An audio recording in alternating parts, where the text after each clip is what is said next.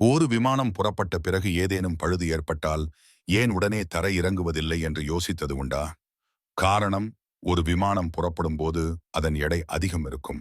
ஆனால் விமானம் பாதுகாப்பாக தரையிறங்க அதன் எடை குறைவாக இருக்க வேண்டும். எரிபொருள் நிறைந்தால் எடை அதிகமாகும்.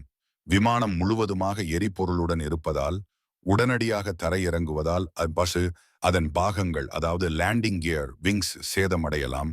இதனை தவிர்க்க விமானம் எரிபொருளை வானில் வெளியேற்றும், அதாவது ஃபியூல் டம்பிங் செய்யும், அல்லது சுற்றி பறந்து எரிபொருளை குறைக்கும். இதற்காகவே ஒரு சில விமானங்கள் ஒரே இடத்தில் சுற்றி பறந்து வட்டமடிக்கும். அதிக எடை கொண்ட விமானம் தரை இறங்கினால் என்ன ஆகும்?